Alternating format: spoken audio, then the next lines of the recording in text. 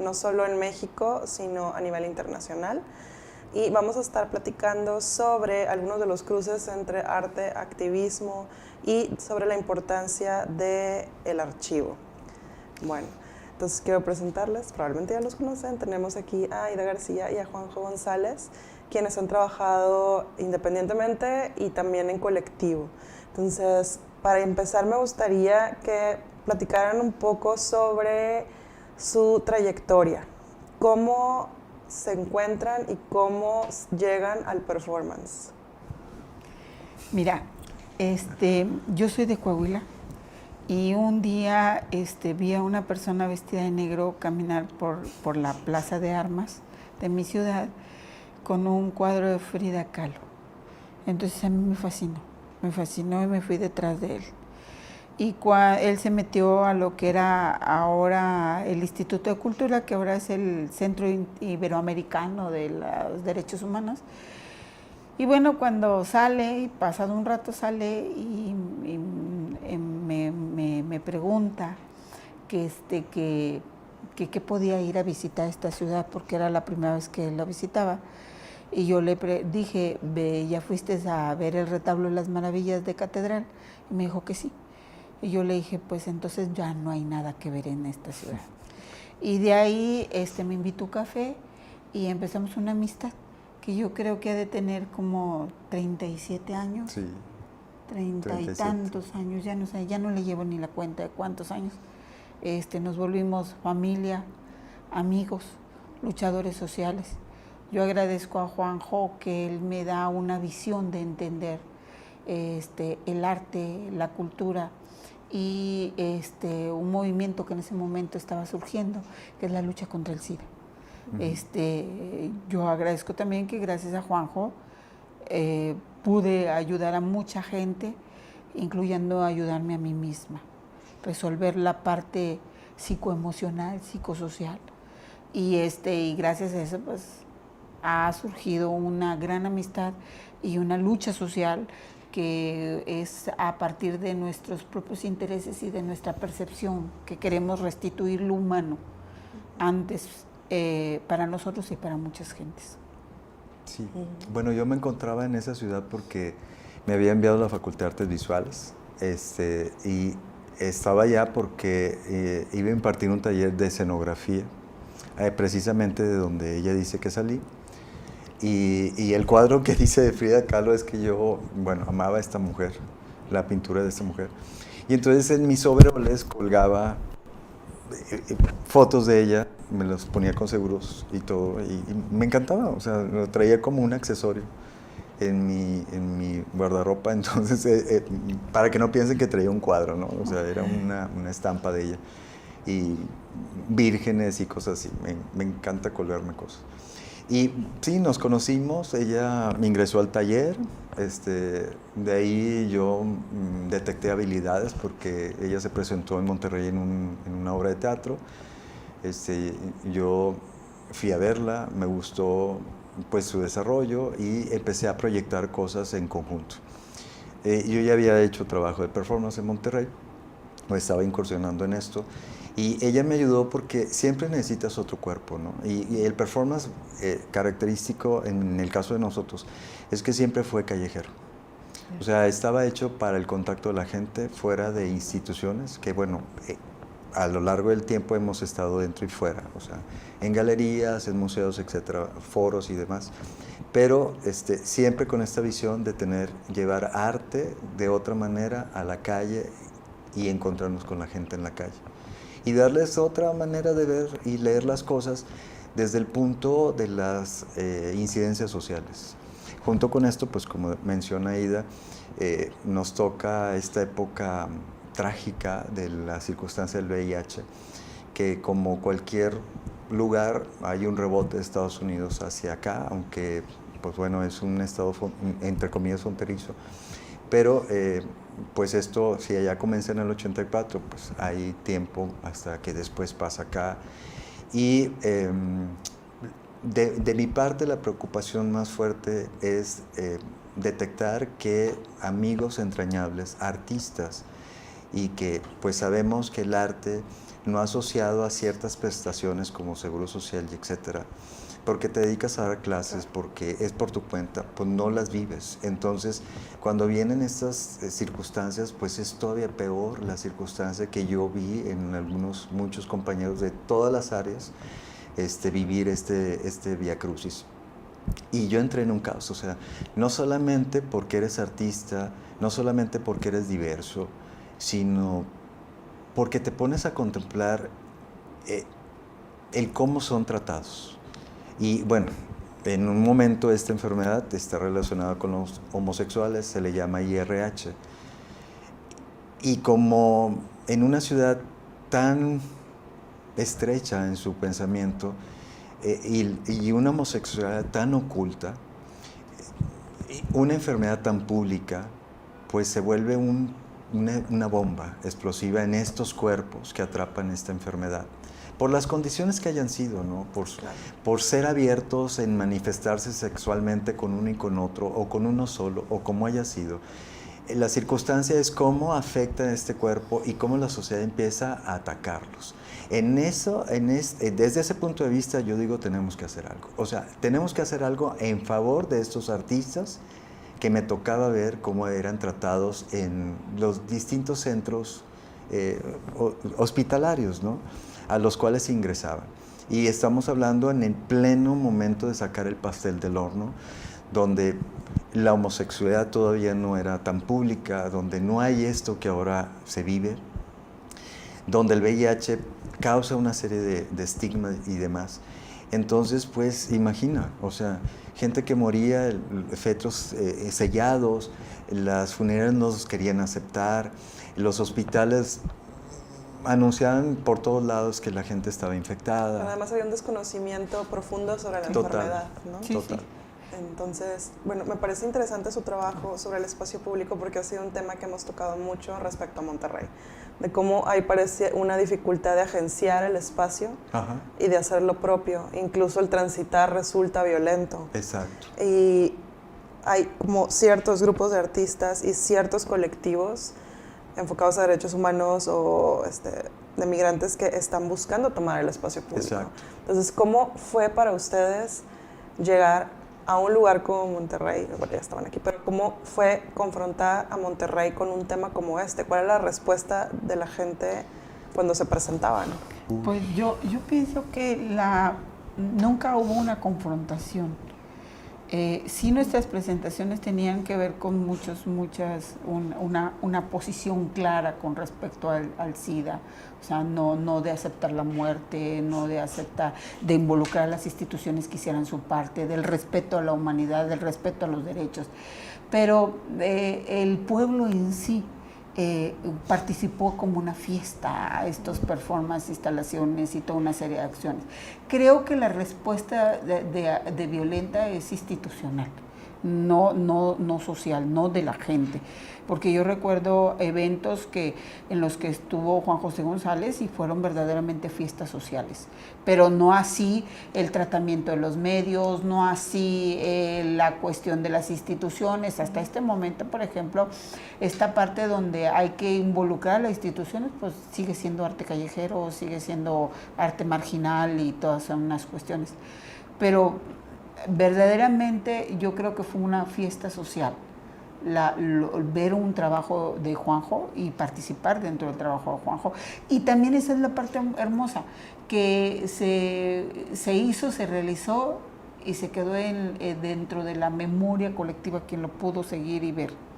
Sí. Y no esta parte donde hay un registro y una institución que dice... Bueno, es que, fíjate,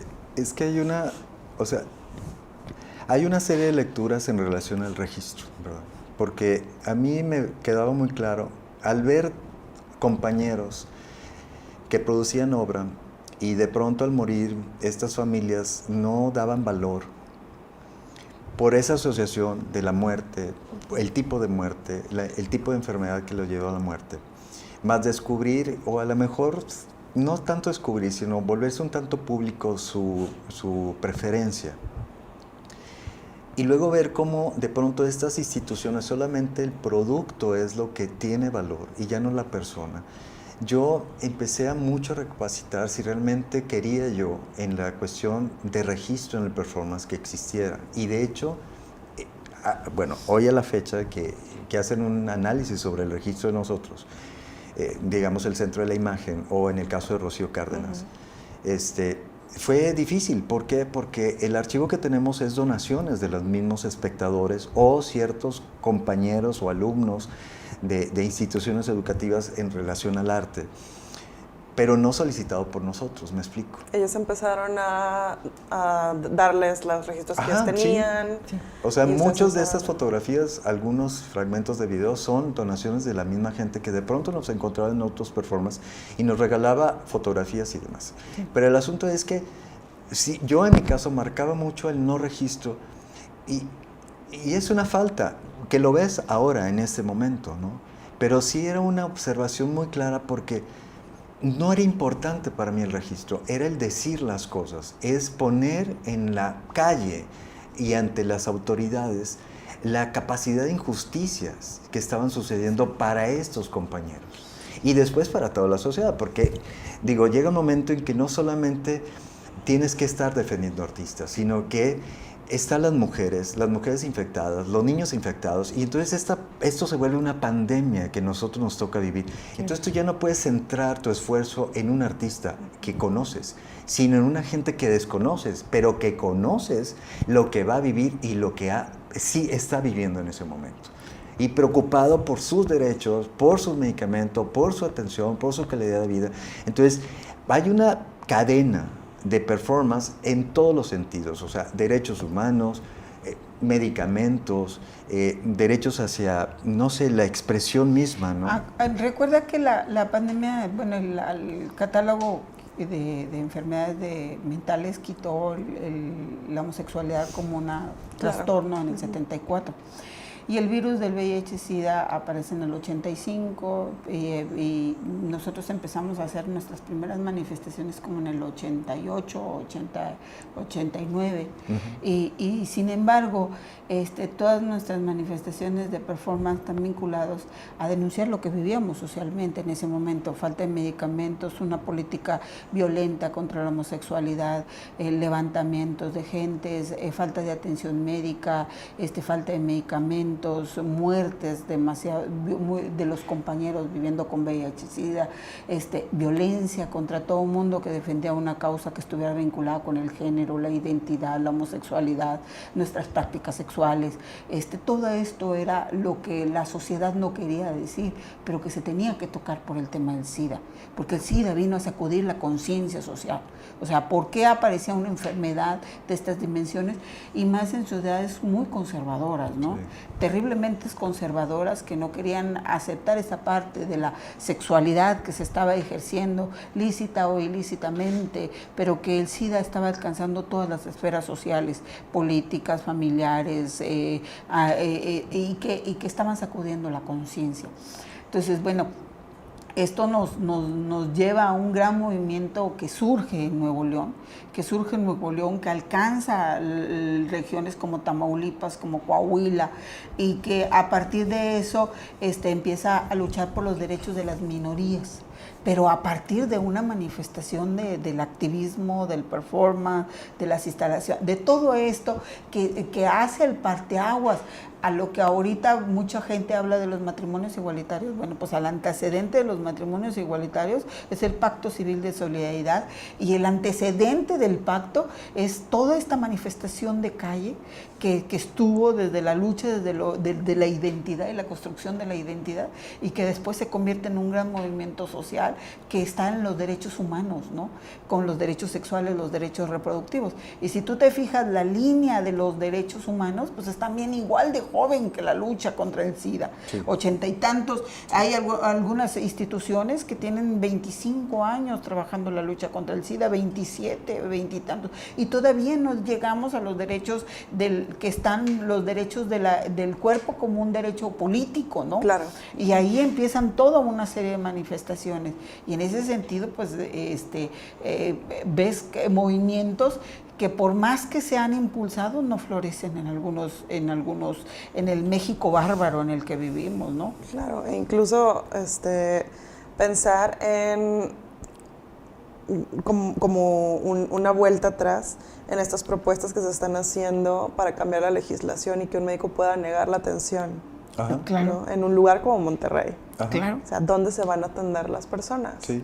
O sea, estamos hablando de que hay una gran cantidad de médicos Sí. conservadores, ¿no? O sea, Sí, van sí, totalmente contra el juramento hipocrático. Sí, claro. Y fíjate que, por ejemplo, es como, siempre fue como una doble tarea o muchas tareas, porque no solamente era que la sociedad entendiera la enfermedad y al enfermo, sino que los mismos involucrados, o sea, no quiero decir homosexuales, porque ¿Por qué no? porque todos estaban involucrados. Claro, Sí. o sea, simplemente quien tenía la Pero capacidad de ejercer su sexualidad. Claro. Una de manera parte libre. de ellos también era educarlos, educar a estos homosexuales, no solamente en las nuevas prácticas de sexuar, sino en la manera de ver ahora sobre sus derechos.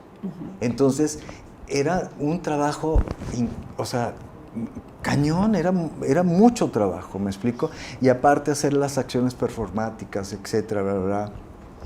Producir, buscar el dinero para seguir produciendo, vivir, etcétera. Amenazas, no amenazas. Sí, claro. Y creo que en nuestro caso particular dejamos de darle importancia si en un momento fuimos los primeros o somos los primeros o habrá antes de nosotros alguien que haya hecho performance. Hablando de la palabra en sí, de la acción del performance arts. Eso es lo que menos importa. Lo que sí es importante y siempre hemos tratado de aclarar es que el VIH no es una moda en nuestro trabajo. O sea, fue una circunstancia de respuesta a un caos social. Que ahora se vea en un levantamiento de archivo de memoria, como una tendencia de mostrarle a estas nuevas generaciones lo que en un momento sucedió con esta pandemia y quién lo provocó, cómo se provocó, quién lo defendió y quién se resistió, eso es otra cosa.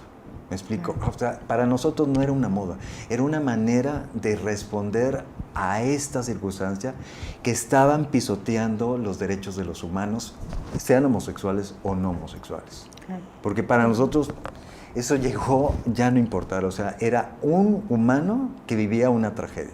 Y lo vimos en mujeres y lo vimos en niños.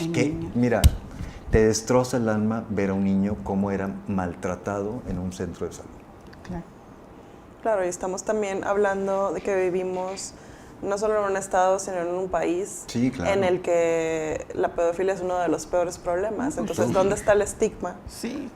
En los materiales que acabamos de entregar ahorita al centro de la imagen, viene el antecedente de varios movimientos vinculados con estos grupos que se generaron para la lucha de los derechos de los jóvenes y el reconocimiento por parte de la Iglesia y cómo terminaron en movimientos atrapados por este deseo de la pedofilia terrible, ¿entiendes? Y todo esto. Eso, yo verdaderamente veo al Nuevo León y lo veo muy grande, muy, muy bello. Me parece una sociedad que ha evolucionado mucho en las cuestiones de la estructura, pero sigue siendo los mismos. O sea, la misma sociedad que se espanta y se asusta cuando hay una acción, no se comprometen con las acciones. Entonces, esa parte me sigue pareciendo igual. Me sigue pareciendo igual y creo que hay mucho trabajo todavía que hacer. Sí, y de hecho, por ejemplo, hablando de esa no transformación, que aseguran que hay una transformación, y sí lo hay, puede ser estética, no sé, menos cerros que vamos perdiendo, mucho más cantidad de edificios que nos van tapando los paisajes que tanto mencionaba el señor Reyes. Pero, o sea, no lo hay, o sea, la gente sigue tomando las mismas posturas, inclusive en frescas, posturas de proyectos culturales a espacios públicos, donde de pronto no queda claro las cosas, cómo se deben de hacer, y te entregan una lista de recomendaciones de qué no hacer en relación a la pieza o en relación a tu discurso verbal si vas a dar una charla. Claro, Y tú dices, hay un ¿de qué simulacro estamos en torno a la hablando? toma del espacio público. Exacto. Parece que estamos progresando y parece que culturalmente ciertos colectivos se están moviendo y están proponiendo como pues exposiciones itinerantes o acciones que podrían ser como más trascendentes para temas de urgencia. Exacto. Y es una simulación. Sí. ¿no? O sea, parece ser más un simulacro de que algo pasa para poner un checkmark de que estamos avanzando. Claro, de que somos una y que política hay una cultural inclusiva. Exacto, Exacto. y que hay una intervención en lo público, pero de pronto estas obras están tan distantes en su elaboración conceptual que el cliente en sí callejero no la percibe. No la Claro, percibe ¿no? como y quien la pieza percibe en sí. es quien va y se va a tomar la fotografía Exacto, para esa es tal la otra. revista de moda. Sí, ¿Ve? y por la otra Esa es parte la tenemos audiencia. gente legislando sobre cultura cuando la cultura no la puedes controlar, así es Exacto. así. Sí, bueno, eso es no lo la puedes contener. Y estas manifestaciones que son sociales, que vinculan el activismo, se están volviendo una cosa maravillosa, ¿entiendes? Y todo surge de un movimiento que es el SIDA, indiscutiblemente. Y además está la otra cuestión que tangencialmente no solamente es el SIDA, sino que se hace foco en otras problemáticas que están alrededor sobre derechos humanos. Sí, claro. Sí, lo que pasa es que hay varios movimientos en México que son como la puerta a una gran transformación social. El movimiento zapatista. A través del movimiento zapatista hubo una intervención muy fuerte en el Congreso de la Unión donde se modificó el artículo 1, donde él habla el tema de la inclusión, y es ahí donde se filtran algunas cuestiones que podíamos hacer y da apertura a otros grandes movimientos como el movimiento del género, la igualdad, la equidad, la paridad, ¿entiendes? Si las mujeres llegan a espacios públicos ahora es por el principio de la paridad. Sí. ¿Entiendes? Y toda una serie de cosas que vienen detrás de estas grandes banderas que son movimientos sociales y que en la cultura regia pues surgen a partir de este arte callejero que nadie consideraba ni arte y ahorita se está valorando a nivel nacional porque hay acciones corporales que demuestran que hay una historia desde el pueblo, desde la calle, a manifestarse y a expresarse para buscar los derechos de las grandes mayorías y que terminó en legislaciones, que terminó en acuerdos internacionales, que terminó en movimientos y que terminó salvando vidas y sobre todo en el concepto de la recuperación de la dignidad humana y que ha muerto mucha gente, pero que está la dignidad humana. Y fíjate qué irónico que cuánto tiempo ha pasado de nuestro trabajo y es una manera de agradecerlo también públicamente, que gracias a la investigación de Rocío Cárdenas es que esto, o sea, de otra manera se vuelve visible. ¿Me explico? Y no quiere decir que nuestro trabajo no fuera visible, pero toma otro giro de visibilidad. Sí. Entonces, dices tú, qué lamentable que en esta sociedad no aprendamos a reconocer y apoyarnos, que eso es lo que nos dejó también el VIH. O sea, el trabajo tiene que ser colectivo y de apoyo para tener fuerza y ser visibles. Entonces, gracias a estas lecturas, de estas nuevas investigaciones que se hacen, en el caso de nuestro trabajo, bueno, tomamos un lugar distinto en esta nueva, no sé, época, por decirlo así. Pero no menospreciando nuestra existencia, ¿verdad? Claro. Desde mi diálogo, por decirlo, ¿no? Sí. Pero sí, me gustó, sí, era importante a mí reconocer eso. Que hay una cuestión importante, quiero destacar, de lo que hablaban ustedes sobre la memoria colectiva, ¿no? En la cuestión del archivo, se dice que cuando algo pasa al archivo, vuelve como una especie de memoria muerta, porque la memoria está viva en tanto la gente siga hablando. Sí. Está viva en cuanto está la palabra en acción y esté en movimiento, ¿no? Entonces, recuerdo, no me acuerdo ahorita, pero fue una feminista que decía que la lucha por los derechos de las mujeres no cesa porque lo que obtiene se puede quitar, ¿no? Entonces, sí, claro. Esa es la cuestión con la memoria. Y el archivo lo que sí puede ser es que da por sentado que ya existió una lucha. Claro. Y que vamos hacia adelante, ¿no? Claro. Entonces, es interesante que esté buscándose como que la preservación del archivo, de la documentación que ha llegado hasta ustedes, de su trabajo. Y quizá, o se me ocurre que podría tener mucho más vida si estuviera en alguna plataforma donde fuera de libre acceso. Claro, sí. De hecho, pues bueno, eso es lo que estamos acordando y trabajando con el Centro de la Imagen a través de César Jerónimo, que ya esta es tu segunda visita. Fue de alguna manera lo que en parte el trabajo que hizo Rocío Cárdenas con Daniel Montero en una primera instancia con la parte artística de mi trabajo performático. Pero vaya, sí tenemos esa conciencia por este sentido, no solamente del archivo y la documentación, sino en este sentido de que, mira, a mí me preocupan mucho estas tasas de estadísticas, ¿no? O sea, hay un pronóstico donde de pronto va a haber una gran cantidad de tercera edad y luego viene un remanso de jóvenes. Y entonces con estas prácticas, ¿no? O sea, que no consigamos a la persona de tercera edad. No tenemos esta educación de tratarlos. Y luego, este desapego hacia los jóvenes. Y si no hay un lugar que tenga material sobre las cosas que van a suceder, que es lo que nosotros encontramos también en la estadística. O sea, ya no se escucha tanto del VIH como en los 80s y en los 90s. Pero eso no significa que el VIH no exista. Claro. El VIH sigue avanzando y las tasas de infección son de 15 a ¿qué? 25 años. 24, sí, exacto. ¿Me explico? Y encontramos, en mi caso, de trabajar a nivel internacional con los LGTB, encontramos medios, al momento de estar investigando, que hay hasta juegos en estas nuevas aplicaciones de ligue para encontrarse, donde casi no uses protección, no me importa contagiarme. Tú dices, bueno, ¿qué va a pasar en el futuro con estos jóvenes? Que ya no van a ser jóvenes. Entonces vas a tener una tasa de jóvenes posiblemente infectados. ¿Me explico? Entonces, claro que bajo una serie de consideraciones, no solamente partiendo de lo que hicimos y tenemos, en relación a la indagación en el caso de Rocío y Daniel Montero, o en el acercamiento de César Jerónimo a través del Centro de la Imagen, no es eso, es solamente que sí, dijimos, es necesario que esto que tenemos sea de consulta de otros, mínimo para sensibilizarte o terrorizarte, porque es terrorífico. El trabajo ahora es invisible y subterráneo. Y tú escuchas a los chavitos, pero no, yo no me contacto, me otra pasita. Mi amor, no hay solución. Estamos entrando, fíjate, México tiene una pandemia que se llama pandemia concentrada. Es decir, que llegó un momento en que murieron niños, mujeres por las contaminaciones de la sangre, y luego entramos en que se contaminara la población gay. ¿Sí? Y en eso estamos, en esa etapa de la pandemia concentrada.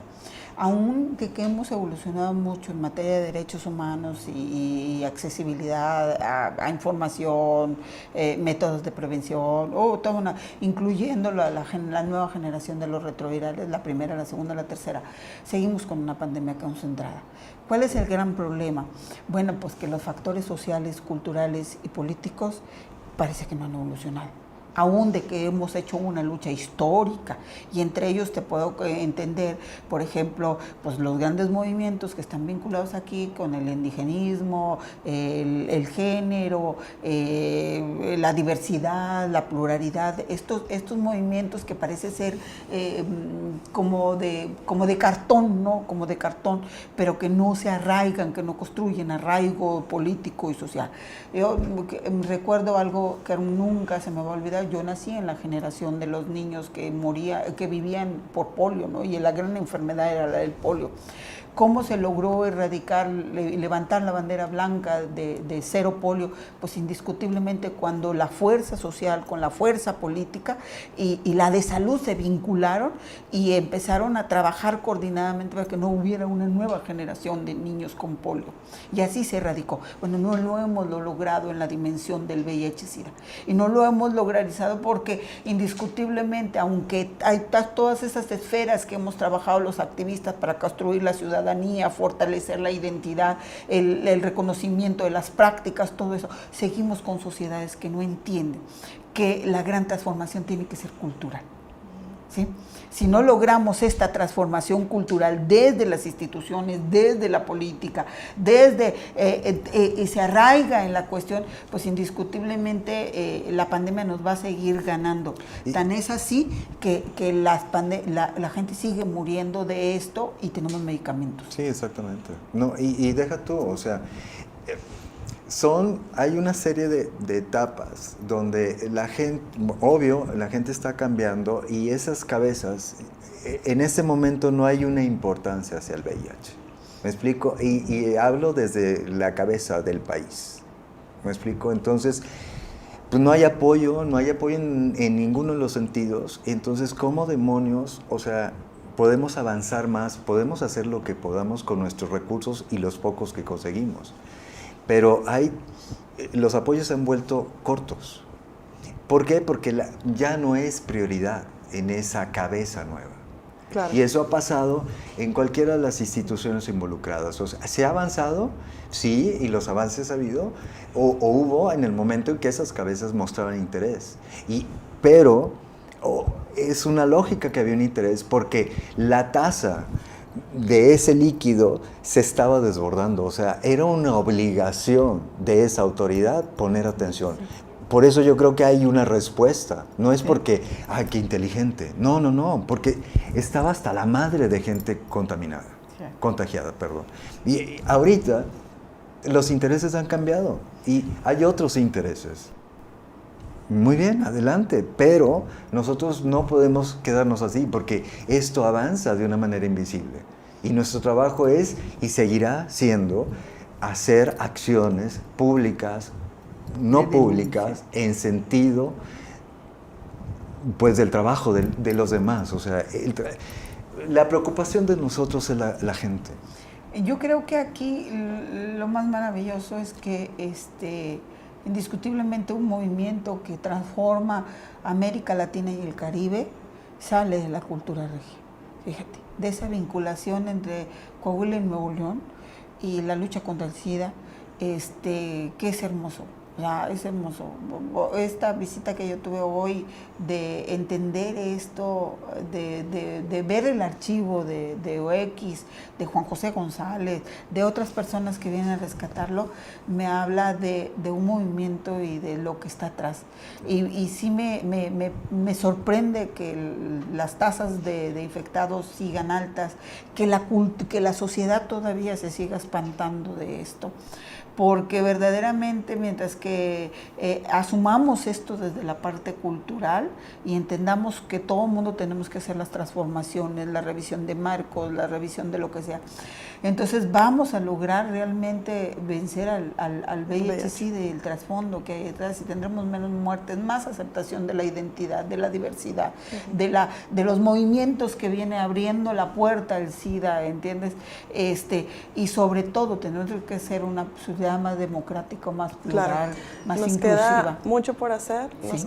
nos queda mucho trabajo por hacer y sobre todo todavía hay mucho que romper de este tabú que vincula la diversidad sexual con el SIDA cuando no tiene nada que ver, más que circunstancial. Sí, exacto. Claro. Entonces, bueno, quiero agradecerles por su trabajo. Muchas gracias. Muchas gracias. Socialmente, muchas personas les agradecen que sigan activos, que sigan trabajando y preocupándose por esta situación.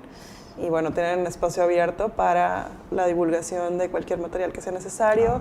Y esperemos, ojalá, podamos en algún momento tener acceso a ese gran archivo del trabajo que ya realizaron durante todos estos años. Sí, claro. Estaremos pendientes. Muchísimas gracias por aceptar la invitación. Gracias. Muchas el día de hoy. Muchas gracias.